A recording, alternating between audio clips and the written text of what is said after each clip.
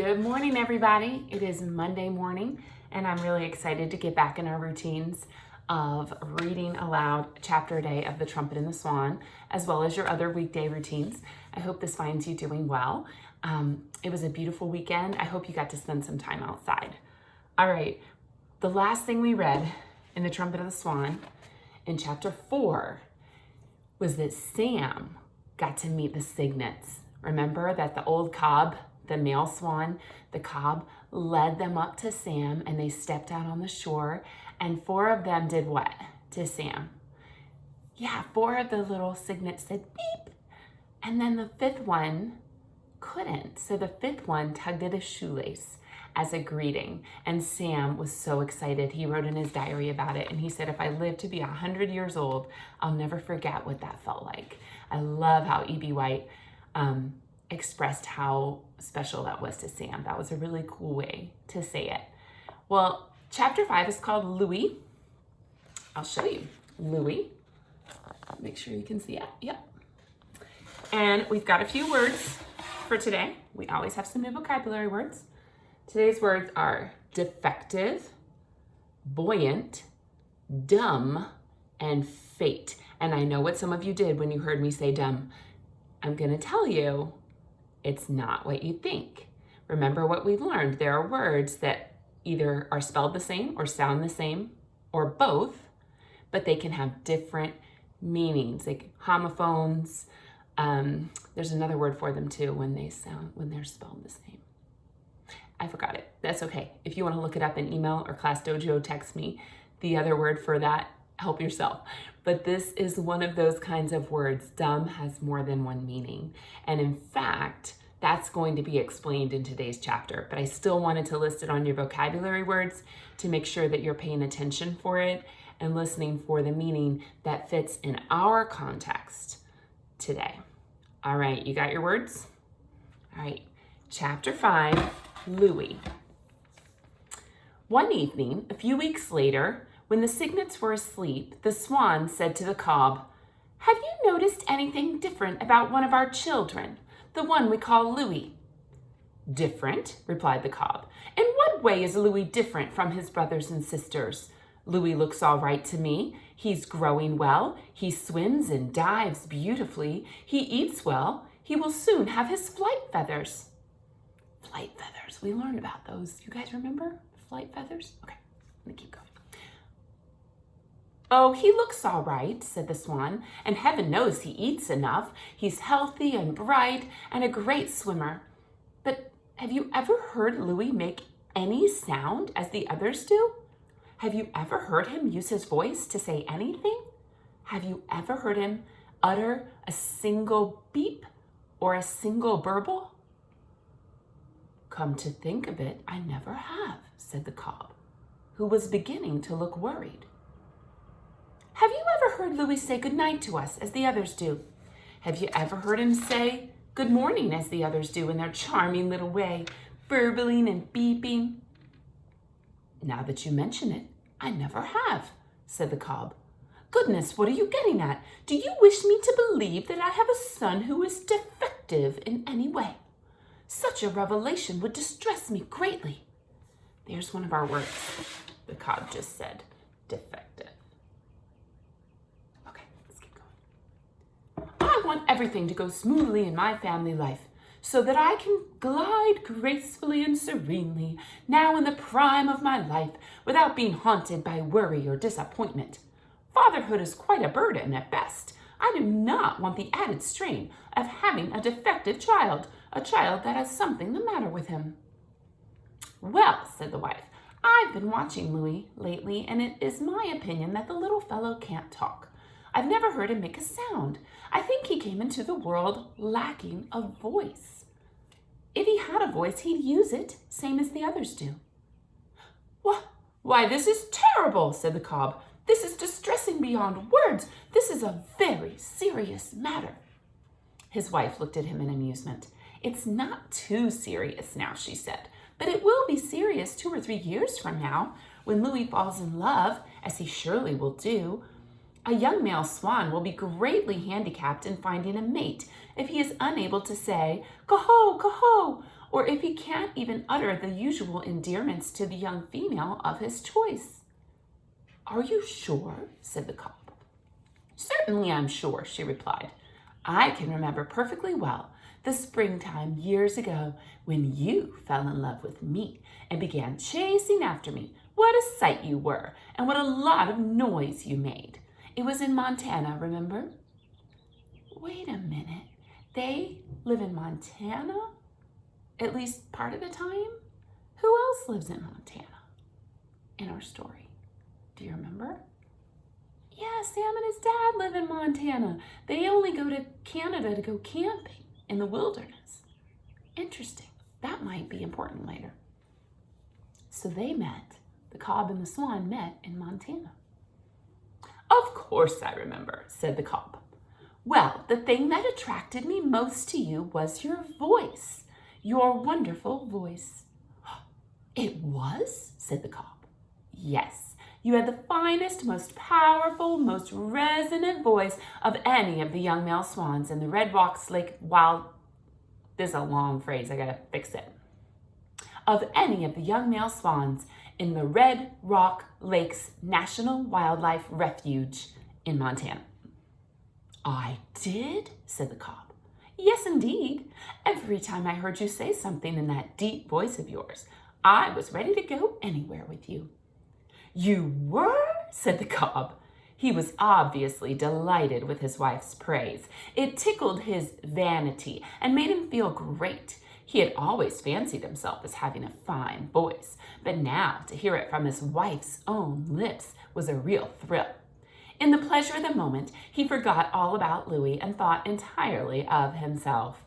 And of course, he did remember that enchanted springtime on the lake in Montana when he had fallen in love. He remembered how pretty the swan had been, how young and innocent she seemed, how attractive, how desirable. And now he realized fully that he would never have been able to woo her and win her if he hadn't been able to say anything. "Well, we'll not worry about Louis for the time being," said the swan. "He's still very young, but we must watch him next winter when we are in Montana for the season. We must stay together as a family until we see how Louis makes out." She walked over to where her sleeping cygnets were and settled down next to them. The night was chill. Carefully, she lifted one wing and covered the cygnets with it. They stirred in their sleep and drew close to her. The cob stood quietly, thinking about what his wife had just told him. He was a brave, noble bird, and already he was beginning to work out a plan for his son Louis. "If it really is true that Louis has no voice," said the cob to himself, "then I shall provide him with a device of some sort to enable him to make a lot of noise. There must be some way out of this difficulty. After all, my son is a trumpeter swan. He should have a voice like a trumpet. But first, I will test him to make certain that what his mother says is true." The cob was unable to sleep that night. He stood on one leg quietly, but sleep never came. Next morning, after everyone had enjoyed a good breakfast, he led Louis apart from the others. "Louis," he said, "I wish to speak to you alone. Let's just you and I take a swim by ourselves to the other end of the pond, where we can talk privately without being interrupted."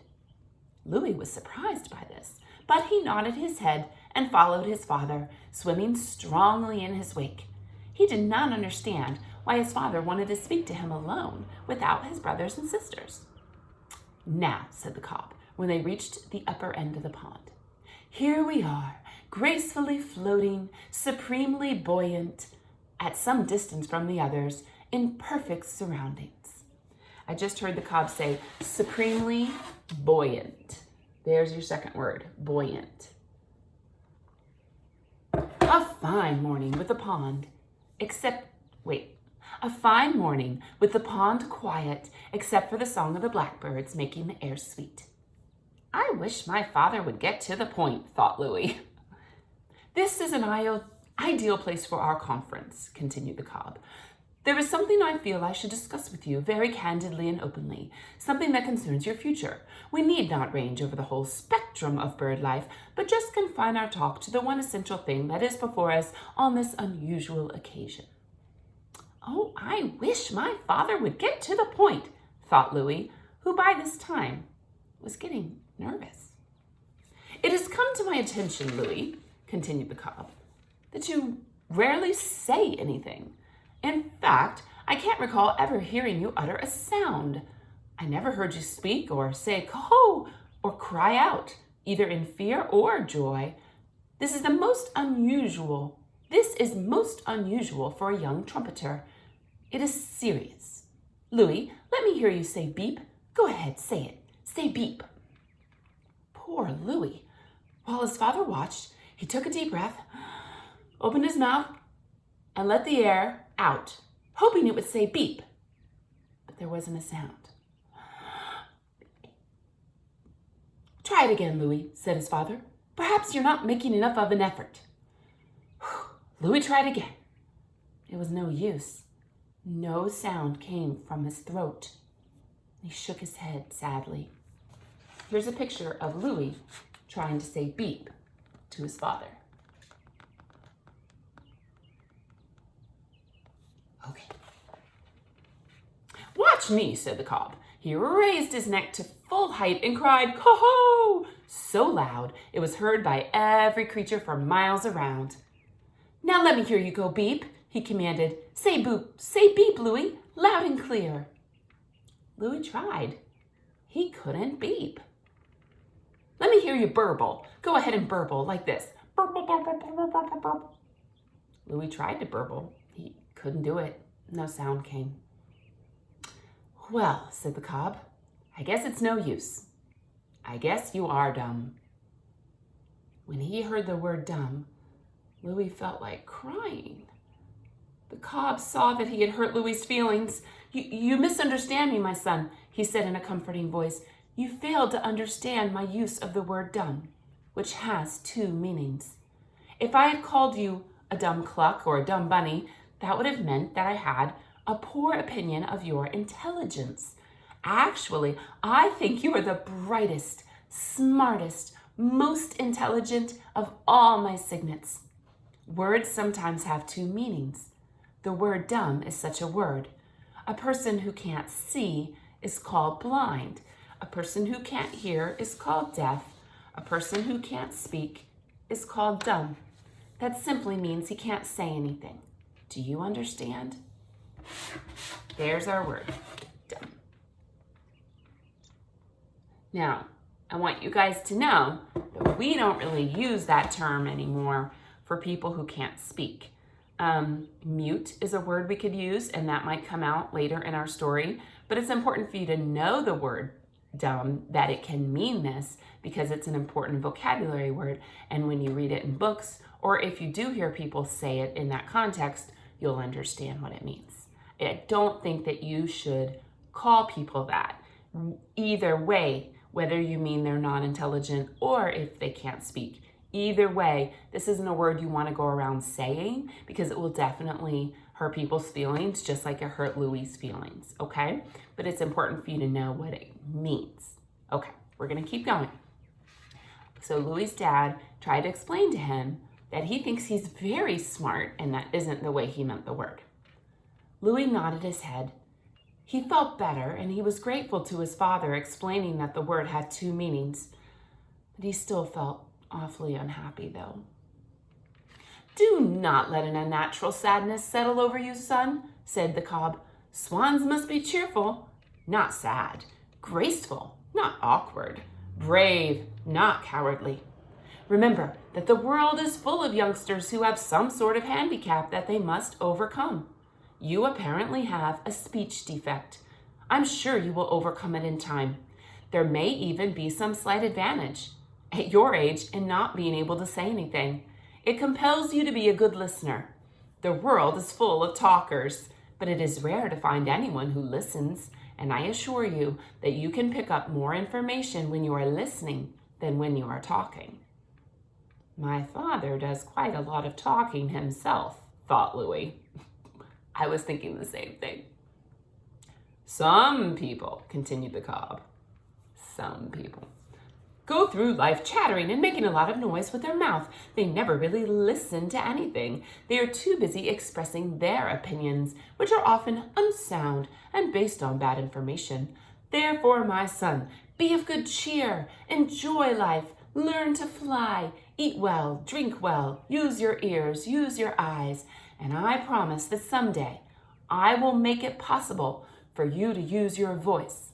There are mechanical devices that convert air into beautiful sounds. One such device is called a trumpet. I saw a trumpet once in my travels. I think you may need a trumpet in order to live a full life. I've never known a trumpeter swan to need a trumpet, but your case is different. What kind of trumpet is the dad talking about? Yeah, like a trumpet, like an instrument. They're trumpeter swans, and the dad has the idea that maybe one day Louis will need a trumpet in order to make sounds. That's pretty clever. I intend to get you what you need. I don't know how I will manage this, but in the fullness of time, it shall be accomplished.